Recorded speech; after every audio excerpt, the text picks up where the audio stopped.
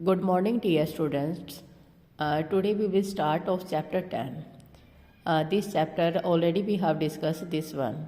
Now the name of the country is given by European to the country of New World. First one is America. First used after the publication of the travel of Amerigo Vespucci. यानी कि जो first जो word है, जैसे America word है, कहते हैं ये सबसे पहली बार है इसको पब्लिश किया गया था अमेरिगो वेस्पुकी के द्वारा, जो 1451 से लेकर 1512 तक चला था ये। The second name is Canada. Canada जो फुल फॉर्म है KANADA, Canada from Kanata in जो village in the language of the Huron of Iroquois. कहते हैं कि जो एक्सप्लोरर हो लेते थे इसको कैनाटा के नाम से इसको जानते थे। फर्स्ट इसका जो यूज़ हुआ था 1535 के अंदर। नेक्स्ट आता है ऑस्ट्रेलिया 16th सेंचुरी के अंदर है, जो ग्रेट जो सॉर्दर्न ओशन जो होते थे, कहते वहाँ पे इन्होंने इसका, क्योंकि नियर बाय वो सॉर्दर्न के ओशन के आसपास रहते थे तो इसलिए इन्होंने ये नाम दिया था। और इसका लेटिन के अंदर ऑस्ट्रल आ जाता, Austral for the south. The next one है न्यूजीलैंड। न्यूजीलैंड है जैसे name given by the Tasman of Holland. Holland का जो तस्मान है उसके द्वारा दिया गया था। Who was the first to sight these island in 1642? 1642 के अंदर सबसे पहली बार इन आइलैंड को देखा गया, जो डच में भी कहते हैं कि जो नियर बाई सी के पास रहते थे इसलिए इनका नाम ये दिया गया है। कहते हैं ये कुछ ऐसे जो नेम्स है जो यूरोपियन के द्वारा दिए गए थे जो कंट्री को, और इन्होंने नया वर्ल्ड बना दिया था। द जियोग्राफी अगर डिक्शनरी के अंदर अगर आप देखते हो तो over 100 palaces name in the America and Australia which begin with new के नाम से शुरू होता है, जैसे लाइक दैट न्यूजीलैंड, जैसे ये हमने पढ़ा ना उसके। तो ज्योग्राफिकल अगर डिक्शनरी के अंदर अगर हम देखते हैं तो काफ़ी इनके नेम देखने को मिलते हैं। ठीक है, अब नेक्स्ट आ जाते हैं। Next we have to move to the page number 215। Now the North America. The continent of North America extended from the Arctic Circle through the Tropic of Cancer from the Pacific to the Atlantic Ocean. यानी कि इन देश के जो North America का जो continent है कि कहाँ तक फैला हुआ है इसके बारे में बताया हुआ है। America extended from the Arctic Circle to the Tropic of Cancer from the Pacific to the Atlantic, कि पैसिफिक से लेकर अटलांटिक ओशन तक और आर्कटिक सर्कल से लेकर ट्रॉपिक ऑफ कैंसर तक। West of the chain of the Rocky Mountain in the desert of Arizona and the Nevada, कि जो इनकी जो वेस्ट की जो चैन है जो रॉकी माउंटेन है, कहते हैं एरिजोना के डेजर्ट के ऊपर ये स्थित है, ये वहीं पे ही एस्टैब्लिश किया गया है। Still further west the Sierra Nevada mountain, उससे आगे चलकर सीरिया नेवाडा माउंटेन है। To the east and the Great Plains, the Great Lake, the valley of the Mississippi and the Ohio and the Appalachian, Appalachian mountain. कहते हैं उसके आगे जो Mississippi की वैली आ जाती है, फिर उसके बाद ओहियो, फिर अपल चैन आ जाता है माउंटेन। अगर हम साउथ की तरफ एंटर करें तो मैक्सिको आता है। 40% of Canada is covered with forest. कहते हैं कि 40% कैनेडा जो कवर किया गया है वो फॉरेस्ट का है। इसमें oil, gas and mineral resources है, काफ़ी एरिया के अंदर यहाँ पे पाए जाते हैं, फाउंड काफ़ी एस्टैब्लिश हैं। और यूएसए और कनाडा के अंदर काफ़ी बड़ी बड़ी जो बिल्डिंग है, इंडस्ट्रीज है, वो एक्सप्लेन करती है। अगर आज की भी अगर बात करते हैं, like that beet, corn, fruit, ये सबसे ज़्यादा ग्रोन अप हुए हैं काफ़ी मात्रा में।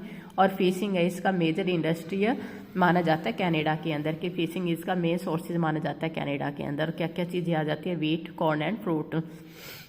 Mining industry and extensive agriculture has been develop only in the last 200 year by the immigrants from Europe, Africa and China. अगर माइनिंग की बात करें, खुदाना की इंडस्ट्री की बात करें, एक्सटेंसिव एग्रीकल्चर की बात करें, तो कहते हैं 200 ईयर के आसपास ये काफ़ी डेवलप हुए थे। But there were people who had been living, जो नॉर्थ अमेरिका में जो रह रहे हैं काफ़ी सालों से, थाउजेंड ऑफ ईयर से रह रहे हैं, before the European learn of his existence. कहते इससे पहले यूरोपियन ने इनकी एग्जिस्टेंस को पहले से ही देख चुके हैं। अगर हम बात करें द नेटिव पीपल्स मैंने ऑलरेडी बताया था कि जहाँ पर जो लोग रहते हैं, जिनकी मातृभूमि वहीं होती है, उनको नेटिव पीपल्स कहा जाते हैं। कहते हैं जो अगर earliest inhabitant of North America came from the Asia over 30,000 years ago on hand land bridge across the Bering Strait. कहते हैं कि जो 30,000 ईयर्स एगो एशिया से, यानी कि जो उनके निवासी है, कहते काफ़ी वहाँ से लोग पहले से रह रहे हैं, और जो बर्लिंग स्ट्रेट है कहते हैं उसको क्रॉस करते हुए एक लैंड ब्रिज आता है। During the last ice age, अगर 10,000 साल पहले की बात करें तो आइस एज है, they move further south. The oldest artifact found in America in arrow point, कहते हैं जो सबसे पुराना जो आर्टिफैक्ट है वो अमेरिका के अंदर फाइंड हुआ था, 11,000 ईयर्स ओल्ड है, वो काफ़ी पुराना माना जाता है। The population started to increase about 5,000 years ago when the climate became more stable, और कहते हैं कि जहाँ का जो क्लाइमेट है काफ़ी स्टेबल रहता है यहाँ पे, अगर हम इनकी बात करें तो। एक नीचे डिस्क्रिप्शन में ब्लू लाइन में दिया गया है, विलियम मैकलिस ने द डे बिफोर अमेरिका के बारे में इसका डिस्क्रिप्शन दिया हुआ है। जो नेटिव पीपल्स कौन होते हैं, कहते हैं कि जो आइस एज है उससे पहले, और जो अमेरिका के अंदर जो ओल्डेस्ट आर्टिफैक्ट पाए गए हैं वो 11,000 ईयर्स के काफ़ी पहले पाए गए हैं। Those people live in bands, bands का मतलब होता है groupism, in village along river valley, river valley के नियर बाय जो विलेजेस में रहते हैं, जो ग्रुप में रहते हैं। दे एट फिश एंड मीट, यानी कि अब हम नॉर्थ अमेरिका की बात कर रहे हैं कि नॉर्थ अमेरिका के लोग है कि कहते हैं कहाँ से कहाँ तक फैला हुआ है, कितने पुराने लोग बताए गए हैं, कब काफ़ी सबसे ओल्डेस्ट आर्टिफैक्ट क्या चीज़ है, लोग कैसे ग्रुप में रहते थे, क्या खाते थे। They ate fish and meat, they cultivated vegetables and maize, कहते हैं वेजिटेबल और मेज जो होती थी वो कल्चर के लिए यूज़ करते थे, एग्रीकल्चर के लिए। फिश और मीट है वो उनका खाना होता था। They often went on long journey in search of meat, chiefly that of bison the wild buffalo, bison होते हैं, मीट होता है एक टाइप का जो वाइल्ड बेफेलोज का होता है, वाइल्ड बेफेलोज का बना होता है। That Rome the grass land, जो ग्रास लैंड में घूमते रहते हैं, कहते हैं मीट की खोज के अंदर काफ़ी लॉन्ग जर्नी भी करते थे ये grassland. This became easier from the 17th century when the native started to ride horses, इन नेटिव ने कहते हैं राइड हॉर्सेज स्टार्टेड करना शुरू कर दिया। They bought from Spanish settle but they only kill as many animals as they needed for the food, कहते काफ़ी एनिमल्स को भी मारते थे जहाँ पे इनको खाने की ज़रूरत होती थी, ये चीज़ें सबसे ज़्यादा करते थे इन चीज़ों के लिए। दे did not attempt extensive agriculture and since they did not produce a surplus, attempt extensive का मतलब है काफ़ी लार्ज लेवल के ऊपर कोई भी एग्रीकल्चर करना। मेन पर्पज़ क्या होता था कि काफ़ी लार्ज लेवल के ऊपर कोई भी एग्रीकल्चर नहीं करते थे। Since they did not produce a surplus, surplus का मतलब होता है कि कई बार हम एग्रीकल्चर फॉर एग्जांपल गेहूं है हम अपनी प्रोडक्शन के लिए कर लेते हैं, फिर बाद में जो सेलिंग के लिए होता है वो सरप्लस के लिए होता है, कहते हैं वो इस चीज़ का सबसे बिल्कुल भी यूज़ नहीं करते कि यानी कि अपने ईटिंग के लिए यूज़ करते थे। They did not develop kingdom and empires as in Central and South America, कहते हैं इन्होंने अपने जो राज्य हैं एम्पायर्स है कहते हैं सेंट्रल और साउथ अमेरिका में भी डेवलप नहीं किए थे। देयर वर सब instances of quarrels between tribes over territory, territory के लिए कहते काफ़ी इनके बीच में झगड़े भी होते थे और इसके एग्जाम्पल भी काफ़ी मिलते हैं। But by large control of land was not an issue, कहते हैं कि अगर लैंड के ऊपर काफ़ी कंट्रोल होना कहते ये भी इनका इशू नहीं होता था। They were contented with the food and shelter, they got from the land without feeling any need to own it, कहते ये हमारा अपना है, इस फीलिंग को लिए बिना ही कहते वो अपना भोजन वगैरह सब कुछ लेते थे। और काफ़ी इंपॉर्टेंट फीचर्स है इसका माना जाता है कि ये फॉर्मल अलायंसेस जो फ्रेंडशिप के अंदर काफ़ी सबसे ज़्यादा बिलीव करते थे, संधि करना, फ्रेंडशिप करना इनमें।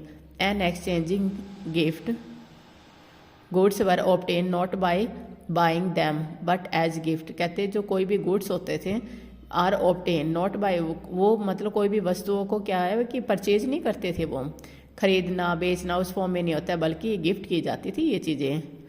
और numerous language were spoken, North America के अंदर काफ़ी लैंग्वेजेस स्पोकन की जाती थी but they were not written now, लेकिन लिखने के लिए यूज़ नहीं होता था।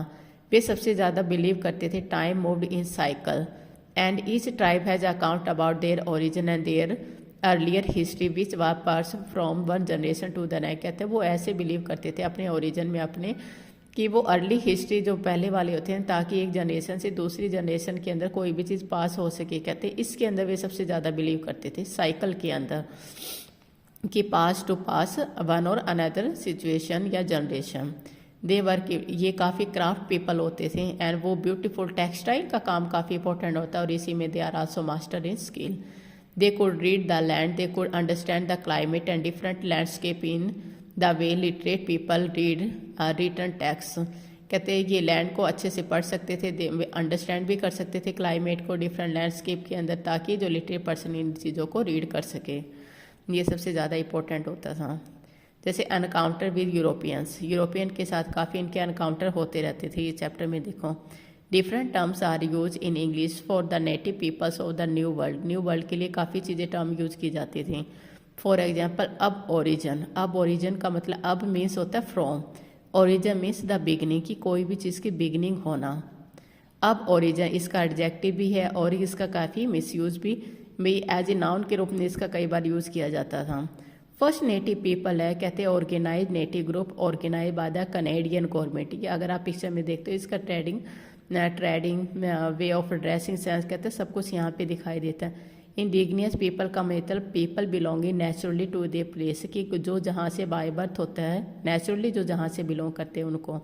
Native America, Indian people of the America's, ये नई टर्म है कॉमनली जो काफ़ी यूज़ की जाती थी। Red Indian, the brown complexion people whose land Columbus mistook from India. Red Indian यानी कि जो ब्राउन कलर के जो पीपल होते थे, ब्राउन कलर के जो कोलम्बिया जो उनका लैंड होता था। अभी देखे women of the Winnebago tribe of Wisconsin in the 1860, peoples of this tribe were move to Nebraska, यानी कि ये वुमन यहाँ पे दिखाई गई है। इसका ड्रेसिंग सेंस के बारे में यहाँ पे बताया गया। तो यूरोपियन के साथ में कई बार एनकाउंटर भी रहते। एनकाउंटर का मतलब यहाँ पे है कि बार बार पे झगड़े होना कि कौन कहाँ से ओरिजिन जिसका दिया गया है, क्योंकि चैप्टर का हमारा नेम ही यही है कि हमें डिस्क्रिप्शन के बारे में बताना। Now dear student, you have to make note of this one and you have tried to understand this one. If you have any queries, you can ask me, you can tell me. Any doubt, you can call me anytime. Okay, have a nice day, beta.